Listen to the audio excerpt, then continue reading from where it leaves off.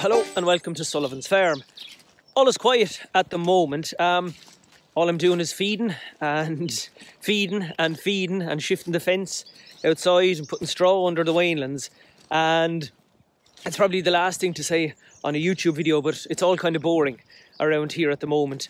The only little bit of a change in the last while, one of the weanlings got lame, so I took her out and another little one that was coughing a little bit more than I liked inside in the shed.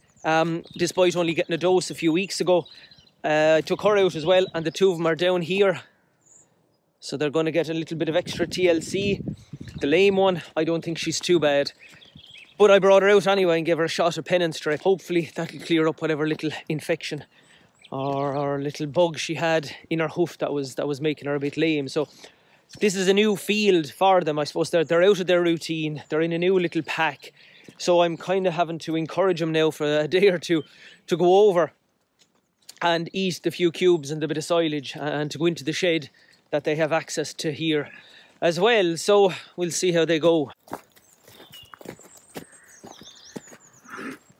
Hopefully she'll come around a bit, but the little cemental heifer here seems to be coughing. No matter what kind of a worm dose or other dose she gets. And I guess my fear is that her lungs were damaged. She was sick as a calf. As soon as she arrived, I should never have bought her in the first place. I should have left her at the mart. But she's been kind of sick, or just not doing well since she arrived. So as I said, my fear is that her lungs are damaged, and she's always going to be like that. So we'll have to manage that. But hopefully they'll pick away at the cubes here now anyway. I don't want to go too close for fear it'll put them off. As I said, it's a new routine for them, so they're picking away there now, so we leave them alone. Because it's frosty at the moment, I don't shift the fence first thing for the weanlings out on the fodder rape, so they're not happy campers. The sooner I did. I don't think it's going to poison them, but at the same time I'm not going to take that chance that it might sicken them a small bit. So I just kind of wait an hour or two or whatever time the frost eventually kind of dies off. I don't know if you can kind of see it there. It kind of seems to make the leaves a bit floppy, but as soon as the frost kind of melts away, I'll just shift the fence for them as normal. So they'll just have to wait a little while, even if they're bawling about it. We'll go into the shed first then to throw them a bale and put a bit of straw under them. So at the moment they're eating a bale in about a day, 24 hours roughly, sometimes more, sometimes less. There's 12 store cattle, 4 of them, another 4 that I'm trying to finish, and then there's 9 weanlings as well. So we'll throw that bale into them. Look, you've seen me throwing a bale in before. I'm not going to record another one. So here's what it looks like most days.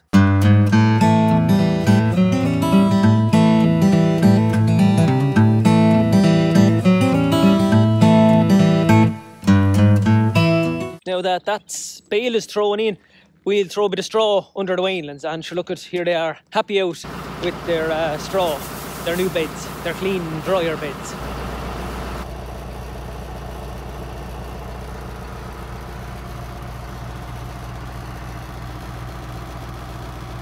Now that the frost is gone, and it's safely gone, we can shift the fence for them.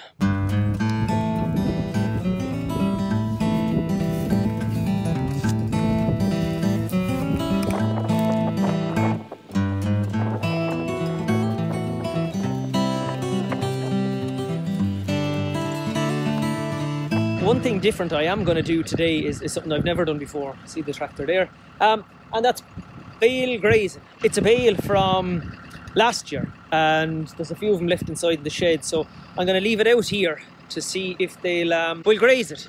I don't think it's too bad, and sure, look, if they eat it, they eat it, and if they don't, I'll be able to spread it around the field here to fertilise the soil before we reseed this field. So we'll give that a go anyway. They're picking it a bit so far anyway, so we'll see how they get on. Nothing ventured, nothing gained. It's the day after I gave him the bale now, so we'll have a quick look to see what it turned out like. And there's a bit of it there. So in true bale grazing fashion, they ate a bit and they lay down on a bit, and then they kind of seem to be stamping it into the ground as well. So I brought the sprong out and just picked off a few bits that that looked kind of the right colour, and just threw them along under the fence so they can pick away. And there's one piddling on a bit. Good woman, I wouldn't doubt you. Nice speckled park heifer, but she's a bit odd. And not odd, she's not cracked or anything, she's just a bit, she does her own thing. You can't really walk up to her and rub her, as you can do with some of the rest of them. There's one of the two Belgian blue heifers. They're nice, but again, they're a little bit odd. I wouldn't say they're cracked. They're not exactly docile and friendly either, so we'll have to see about putting them in calf. But anyway, there's the Bale. They're picking it away. I think there's one, maybe two more left inside, so I'd say I'll do something similar, and we'll go from there.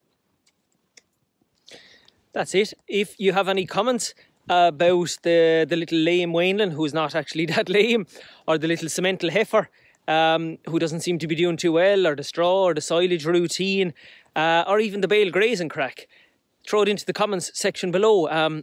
Maybe we'll make a regenerative farmer out of me yet. You wouldn't know what is possible.